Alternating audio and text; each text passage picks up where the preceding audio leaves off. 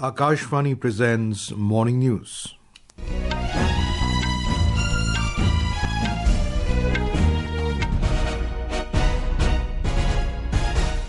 Good morning, I am Abhishek Mukhopadhyay. The headlines.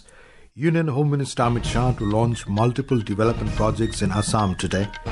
India's foreign exchange reserve surged by over $15 billion, crossing $653 billion mark. India calls for more inclusive fight against bigotry that targets religiophobia.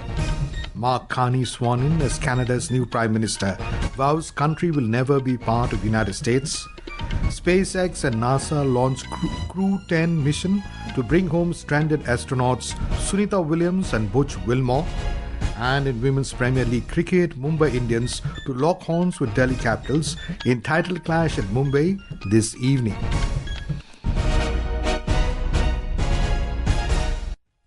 Union Home Minister Amit Shah will launch multiple development projects in Assam today. He arrived at Golaghat last evening. Mr. Shah will inaugurate the state-of-the-art Lashit Borphukan Police Academy and lay the foundation stone for housing projects of the Police Academy in the presence of Chief Minister Himanta Biswa Sharma and Union Minister of Ports, Shipping and Waterways Sarbananda Sonowal at Dergaon in Golaghat district. This afternoon, the Home Minister will visit Mizoram to take part in a function related to the relocation of the Assam Rifles base from the heart of Aizawl city to Zokhawsang. Our correspondent has the details.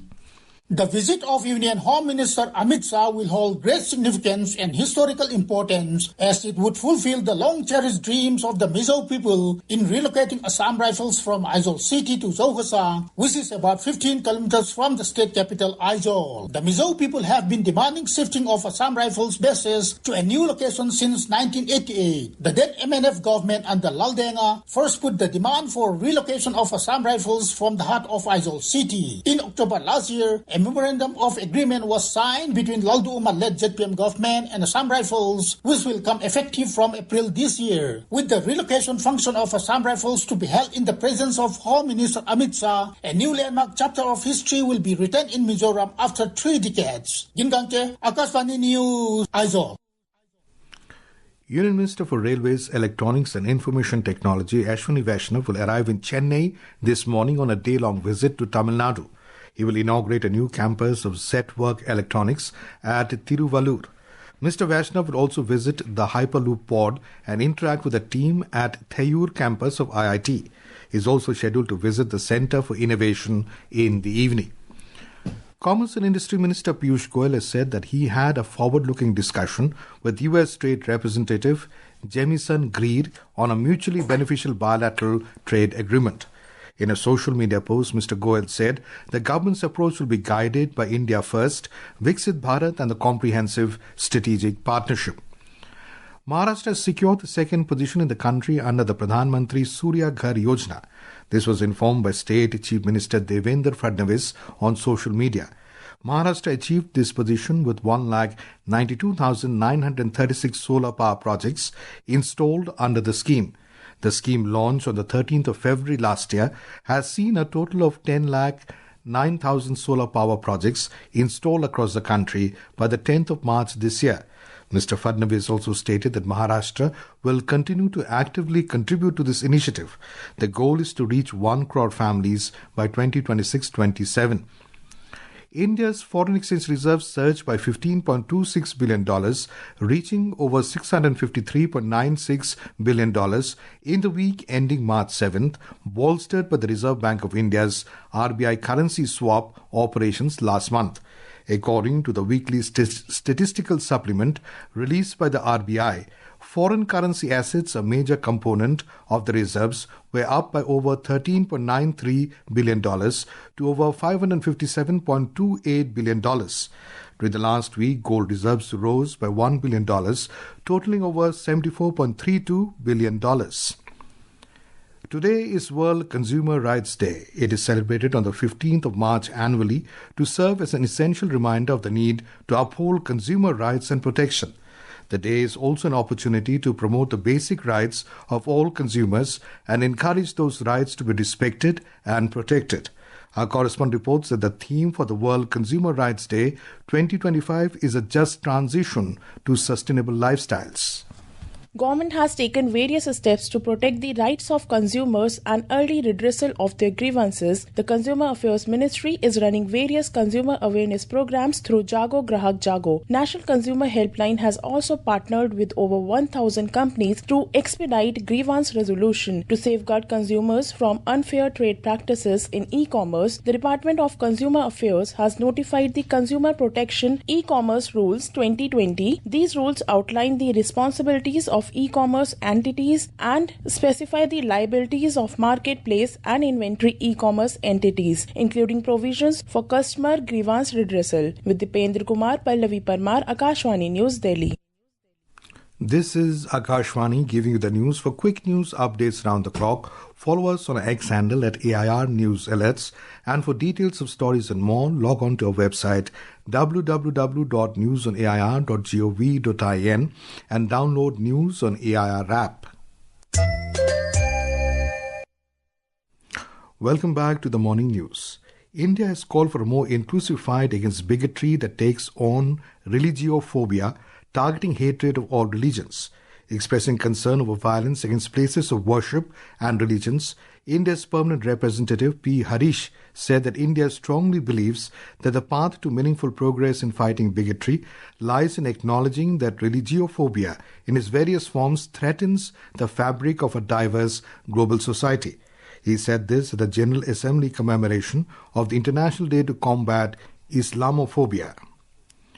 Former central banker Mark Carney has been sworn in as the new Prime Minister of Canada. 59-year-old Carney replaces Prime Minister Justin Trudeau, who was in office for 9 years.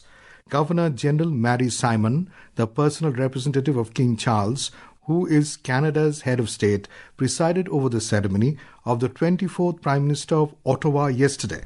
A new cabinet of 13 men and 11 women was sworn in, smaller than Trudeau's 37-member team. Addressing his first press conference after his cabinet was sworn in, Mr. Carney said that Canada will never become a part of the United States. He said that Canada is fundamentally a different country. He said that Canada expects respect from America and US President Donald Trump. Mr. Carney has said he is ready to meet with Mr. Trump if he shows respect for Canadian sovereignty. Well, personally, I've been clear. The ministers behind me, I think, to an individual, when asked, have been clear that we will never, ever, in any way, shape, or form, be part of the United States. America is not Canada. Look at the ceremony we just had. You could not have had that ceremony in America.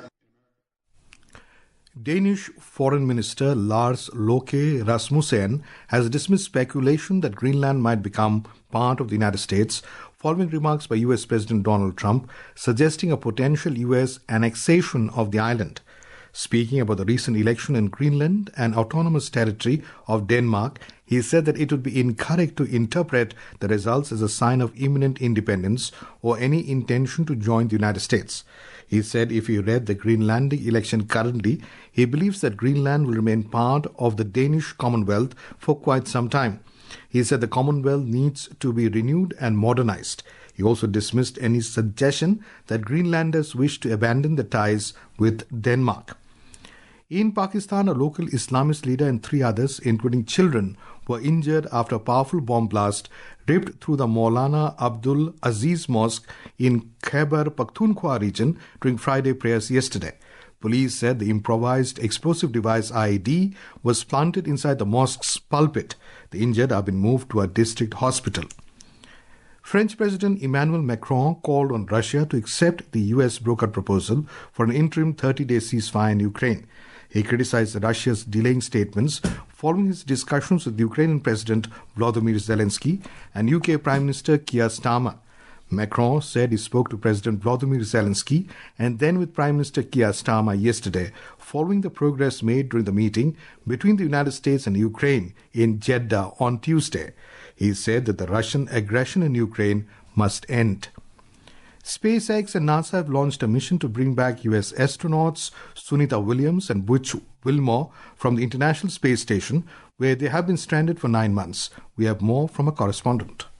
The liftoff took place last night by SpaceX and NASA to bring back US astronauts Sunita Williams and Butch Wilmore, with the Falcon 9 rocket carrying a Dragon spacecraft on the Crew 10 mission. Everything really looks picture perfect. Every one of these crewed missions matters equally to NASA. There are lives on the line after all. But this one again has generated so much of attention because of Wilmore and Williams up on the space station. This crew now flying to meet them will replace them, and after a handover lasting a couple of days, Wilmore and Williams will begin their flight home after a space saga that has lasted more than 9 months. Ahead of the launch, US Secretary of Defense Pete Hegseth shared a video message expressing support for NASA's SpaceX Crew 10. It's a joint effort between NASA and SpaceX. President Trump said to Elon Musk, get the astronauts home and do it now. And they're responding. And they're bringing NASA astronauts, which also happen to be retired U.S. Navy Captain Butch Wilmore and retired U.S. Navy Captain Suni Williams, home. You got U.S. Army Colonel Ann McClain and U.S. Air Force Major Nicole Ayers. So this is Army, Air Force, and Navy. Sunita Williams and Butch Wilmore have been stranded on the ISS for 9 months after reaching there in June last year. They were supposed to stay there for about a week. Jigyasa Pandey, Akashvani News, Delhi.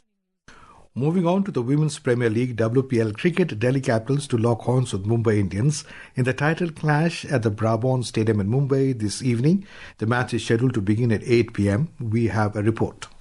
For the third time, Delhi Capitals will try their luck in the finals of WPL as they will up against the home side Mumbai Indians on a batting-friendly pitch. Former Australian skipper Meg Lanning-led Delhi Capitals are coming off a solid league stage, having won 5 and lost 3 out of 8 matches, finishing on top to earn a direct spot in the final. Mumbai Indians, on the other hand, have shown exceptional all-round performance as Ned Saver is the leading scorer, while Amelia Kerr has bagged highest number of wickets. This is the second time when Delhi and Mumbai are up against each other in the finals. During the inaugural edition in 2023, both teams clashed in the finals with Mumbai Indians winning the trophy. In 2024, Royal Challengers Bengaluru cleans the trophy, beating Delhi Capitals again in the finals. Today, Noora Fatehi will bring ultimate heat to the pre-final entertainment with a performance which will be followed by a power-packed clash between the two sides. With Jigyasa Pandey, Chirag Jha, Sports Desk. In Jammu and Kashmir, most of the plains and upper reaches in the Kashmir Valley, including Srinagar city, are experiencing continuous rains and snowfall since last evening. The higher reaches in southern district Shopian are experiencing heavy snowfall besides in plains of the district. In central Kashmir's Budgam district, the tourist spots Yusmarg and Dudhpatri, besides higher reaches and plains, are experiencing snowfall. Heavy rainfall is reported in Banihal Raman sector along Srinagar Jammu National Highway, while Kazigund and Mir Bazar areas leading to the highway are experiencing snowfall. The shooting stones and mudslides have occurred at several places, thereby halting traffic along the highway. The travelers have been advised to plan journey on National Highway only after weather improves and authorities issue green signal. The wet spell has plummeted the temperature across Kashmir region. Tariq Rathar, Akashvani News, Srinagar. And now for a look at today's newspapers, it's over to Shagun Chopra. Thank you, Abhishek. Most of the newspapers have not been printed this morning on account of Holi yesterday. Today's press reviews taken from the websites of the newspapers. India rejects Pakistan's charge on terror, says look inward, leads the Indian Express. Chandrayaan discovers water ice, India finds success on the moon, reports the Indian Express in a separate story. On the language row, the statesman writes, Tamil Nadu drops rupee symbol from budget logo. In another story, the paper writes, central government seeks coordination with states to check illegal migration. Screenwriters discuss crisis of creativity, need for original content, writes Business Standard. And finally, the Pioneer writes, Cristiano Ronaldo scores to send Al Nassr into the AFC Champions League elite quarters. And with that, it's back to you, Abhishek.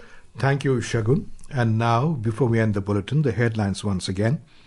Union Home Minister Amit Shah to launch multiple development projects in Assam today. India's foreign exchange reserves surged by over $15 billion, crossing $653 billion mark. India calls for more inclusive fight against bigotry that targets religiophobia. Mark Carney sworn in as Canada's new Prime Minister. Vows country will never be part of the United States. SpaceX and NASA launched Crew 10 mission to bring home stranded astronauts Sunita Williams and Butch Wilmore. And in Women's Premier League cricket, Mumbai Indians to lock horns with Delhi Capitals in the title clash at Mumbai this evening. And with that, we end the morning news. Have a nice day.